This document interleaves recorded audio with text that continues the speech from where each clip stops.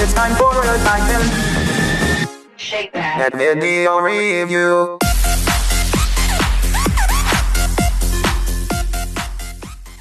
Titan Zed here, back to do another video review. I know, finally, thank God.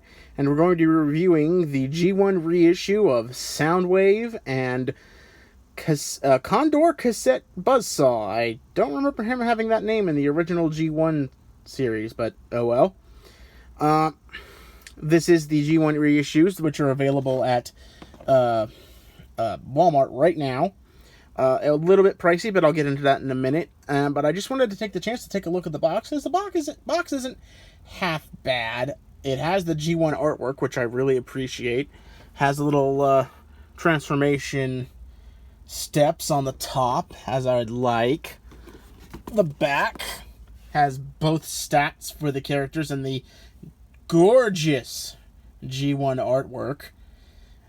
Absolutely beautiful, isn't it? I have to admit, I really like this, and I also really appreciate the old Hasbro logo placed all over this thing as well. So that's really nice. If I had to make one criticism, I kind of wish this came with a foam tray rather than the plastic tray that's in there. If only for a little bit more G1 authenticity. I know some people are not fans of that idea, but I would have preferred it. But without enough said, let's switch to a regular camera stand, because I don't know how some of these people record holding the camera for so long. I'm shaky as all get out. And here we have the cassette mode, and this cassette mode is beautiful. However, I am a little disappointed to find out this isn't based exactly on the G1 mold. It's actually using the Sound Blaster mold from Japan, but with a changed door piece so it can only hold one cassette. Apparently this is similar to, I think, a New York Comic-Con exclusive from a few years back. So, dang. I was really hoping for something a little bit more Generation 1, and you'll see in a minute. But other than that, it's still really nice. Still has the volume knob here, still has the clip in the back, still has the faux batteries that become the weapons, still has the switch right here, still has the faux earphone jack, which I'm a little disappointed they didn't find a way to make it capable of actually holding an earphone jack in there. I think the Masterpiece one does, but oh well, what you gonna do. But other than that, this is perfect. Now, I had mentioned how I was a little disappointed this wasn't based on the Generation 1 mold, and here's why. This is my, from the 80s, a well-played-with Generation 1 Soundwave. Now, you really can't see it from a front view, but you can see it from the side view. His buttons stick out a lot more on the reissued version than the Generation 1 figure. There's a reason for that. It's like I said before, this one is based on the Sound Blaster mold. If you've gotten either the Comic-Con exclusive Soundwave, or if you got the 2006 Transformers Classics reissue from Toys R Us, which I do have one of those, it's using the Sound Blaster mold, which was a remold of this Generation 1 figure. So I was a little disappointed to find out they did not go full on G1, original Soundwave, instead went with the Sound Blaster remold. It's not too apparent in robot mode outside of the, in cassette form outside of the buttons, but it'll become very apparent when we get to robot mode. So if you'll give me just a second, we will get this thing transformed. And here's what I was talking about earlier. His battery/weapons are stored back here. Oh, 1980s ingenuity. Wish we had that in modern toys. And here we have the robot mode. And oh my goodness, does this still look nice. Now, I will fully state up front, this mold is based on the Sound Blaster mold from Japan. It's just had a remolded door to only accommodate one cassette.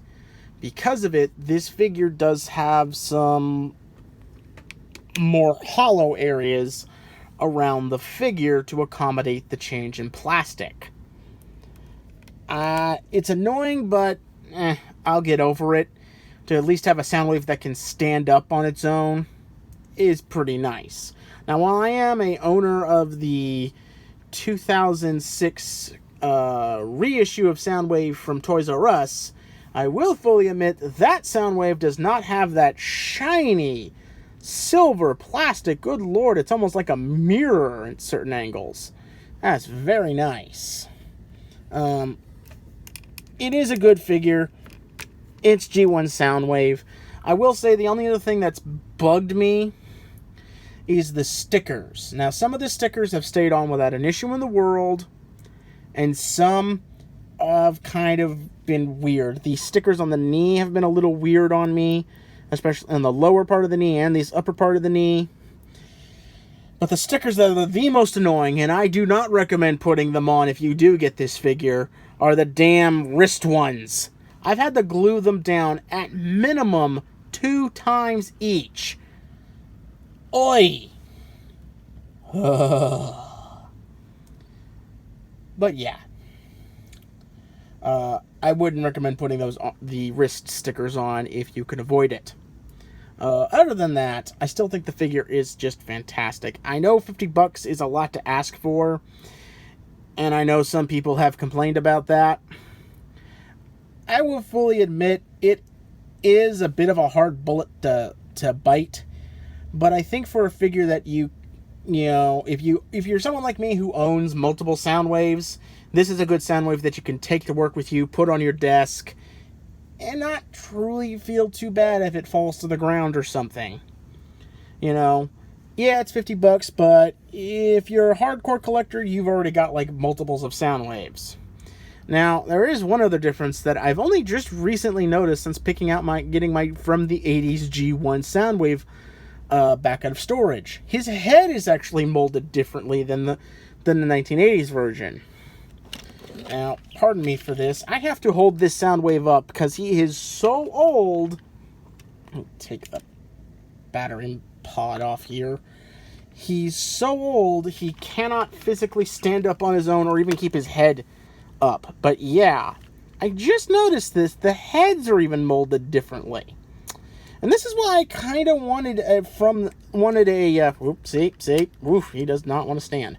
This is why I wanted to have this mold be put in the reissue rather than the Sound Blaster version, because, you know, one of the other problems you'll see from a side profile, if I can get this to work without dropping everything, is that you see how his buttons kind of stick out, either kind of like a gunt. He doesn't have that issue because, let me move his arm, because they're pretty flush with the body. That's another reason why I kind of wished this was using the 80s mold, but I'm still happy with it. It's a Soundwave that I can use for videos or use just, you know, take with me to convention, and I don't have to worry about my commemorative one can stay in the box where it's safe. This guy can stay in storage because he's from the 1980s and just completely falling apart. Yeah, let's take you off stage, pal. Go home, G1. Go home, 1980 Soundwave. You're drunk. But yeah, this is an awesome, awesome figure. So until next time, this is Time Dead saying I'll see it. What do you mean we have one more figure to review? Oh, that's right, the cassette! How could I forget? Hold on a second, people. And we're back. Sorry about that. I almost forgot about him. This is Buzzsaw. Oddly enough, he was the one packaged with Soundwave and not Laserbeak, even though in Generation 1, Laserbeak ended up becoming his kind of go-to flying cassette bot before the first 2 seasons, before Rat-Bat became the big new thing. So, yeah, it's a micro cassette. Nothing too special. Pretty much can see his bird mode on the back. So, speaking of bird mode, let's get into that. And bird mode. What? What the hell are those? Where are his lasers? What do you mean those are the ones that came in the packaging? That's not correct. They're supposed to stick out farther. What do you mean they've been safety nubbed? Who's the brain trust who did that? I'll slap. I apologize for that outburst, people. I've been informed that the reason that this Transformers reissue of Buzzsaw has had his laser blasters nubbed is for safety reasons, and this is perfectly necessary because children could try to eat these, and that is so stupid because, come on, they're meant for collectors. Who is the mother slacker who thought this was a good idea? I'll turn him in. All right, I'm calm. I'm calm. I'm calm. I'm very annoyed, but I'm calm. All right, I'll fully admit, while the Buzzsaw is a really nice figure, it looks great, the gold is nice, those booster parts are the deal breaker in my opinion. Oh my goodness, why? And I didn't know that was going to be on there until I got the figure home. All of the chrome bits, like Soundwave's gun and his booster modules, are behind the plastic wall, or the cardboard art in the box, so you don't see them, and that is just like the biggest kick in the pants ever. Ugh. I guess they did it because they knew a potential chance of children getting their hands on these, because apparently between the 1980s and now, children have gotten dumber and will eat shiny chrome things. Who knows?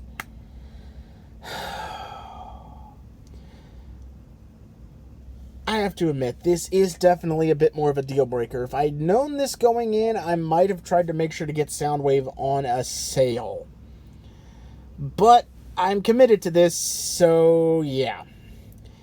Do note, this is the one part of the figure that I absolutely think is the biggest problem with the entire set. Why they safety dubbed these, I will never know. I mean, it's a collector's figure. You figured they'd put a big fat warning. This is meant for adult collectors, not kids. But what you gonna do? Overall, the figure is still awesome. Both figures are still awesome. I recommend this figure to anyone who does want a G1 Soundwave that can stand, that can open his cassette door, that can transform properly without any issues. I will have to say, those booster pods on Buzzsaw are definitely one of the big deal breakers. If you've got a couple of extras sitting around from the 1980s or a previous set that you don't mind borrowing them from, absolutely put those on him, because those little nubs just do not work for me. I guess I'm going to have to go to one of the comic book shop and scrounge around their parts bin to see if I can find a few that don't have those damn safety nubs or aren't broken off, so oh well. Like I said, perfectly acceptable. I know the price tag's a little big, but if you need a G1 Soundwave you can put on your desk, absolutely worth it. So until next time, this is Titan Zed saying I'll see ya when I see ya.